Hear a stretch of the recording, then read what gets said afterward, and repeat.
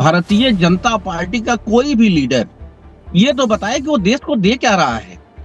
हिंदू और मुसलमान, धार्मिक राजनीति।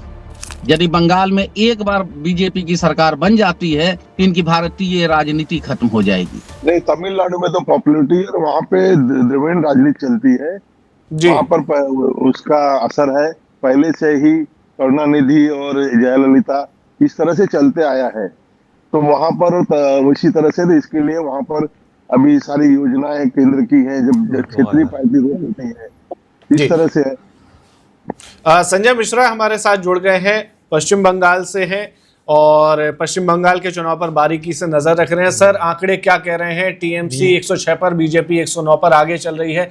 मुकाबला कांटे का है, इतना ज्यादा कांटे का है कि उठापटक के दौर रुझानों में ही दिख रहे हैं। उससे पहले संजय जी एक सवाल आपके लिए कि ममता बनर्जी भवानीपुर से पीछे चल रही हैं, मतलब ये क्या वाकई ये हो सकता है क्या?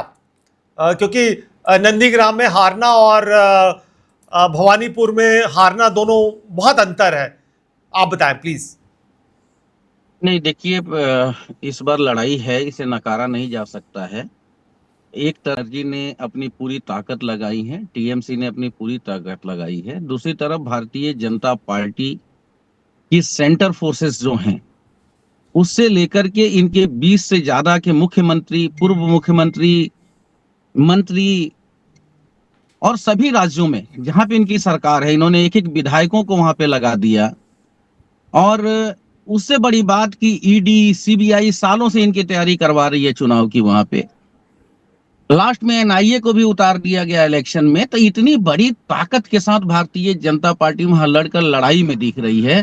तो मैं तारीफ करूंगा ममता बनर्जी का कि अकेला अपने नीतियों के आधार पर वो भारतीय जनता पार्टी और देश के प्रधानमंत्री और गृह मंत्री को टक्कर दे रही हैं। और अब ये रुझान है, जैसा कि आप बार बार कह रहे हैं, ये रुझान है जी। पोस्टल बैलेट की गिनती है, अंत में आपको दिखेगा 1 घंटे के बाद, 1 से 1.5 घंटे में पिक्चर साफ होता हुआ दिखेगा और भारतीय जनता पार्टी बंगाल से लुप्त होती दिखेगी। टीएमसी की सरकार बनेगी, ऐसा मेरा उम्मीद है, मेरा आकलन है। मेरा संजय जी, लुप्त होने का क्या मतलब है? मतलब पिछले आंकड़ों से भी नीचे चली जाएगी या फिर उससे थोड़ा बढ़ेगा, सरकार टीएमसी की बन जाएगी? देखिए, भारतीय राजनीति में एक अजीब सा खेल है। मैं 1 वोट से जीत गया मतलब मैं विजयी हूं। 1 लाख वोट मुझे मिलता है, 1 वोट कम मेरे विपक्षी को मिलता है तो वो नेता नहीं गिना जाता। नेता वही गिना जाएगा जिसे 1 वोट ज्यादा मिलता है। नहीं, लेकिन लुप्त तो नहीं कहेंगे ना, मतलब लुप्त तो कांग्रेस हो गई, लेफ्ट पार्टियां हो गई। लुप्त तो कम से कम अगर एक 100 के आसपास भी सीटें रहती हैं तो स्ट्रांग अपोजिशंस के रोल तो बीजेपी प्ले करेगी। हाँ, बिल्कुल फैक्ट है। ये 77 पे रहे हैं और जैसा कि मैं पहले से कहते आ रहा हूं कि 10-5 सीटों की ऊपर नीचे होनी चाहिए, जो मेरा गणित कहता है। बंगाल की जनता भारतीय जनता पार्टी के नीतियों को पे कभी मुहर नहीं लगाया है, ना आने वाले दिनों में लगाएगा। और सबसे बड़ी बात है, मैं तो देश की जनता से जानना चाहता हूं, मैं देश की जनता की तरफ से ये जानना चाहता हूं, भारतीय जनता पार्टी का कोई भी लीडर ये तो बताए कि वो देश को दे क्या रहा है। हिंदू और मुसलमान, धार्मिक राजनीति। एक भी प्रधानमंत्री का स्पीच ऐसा नहीं हुआ बंगाल के अंदर, गृह मंत्री का एक भी स्पीच ऐसा सुनने को नहीं मिला बंगाल के अंदर जो उन्होंने बताया हो कि मैं 12 वर्षों में देश में मैंने विकास के लिए ये काम किए हैं और बंगाल के लिए हमारा ये विजन है, हम ये करेंगे।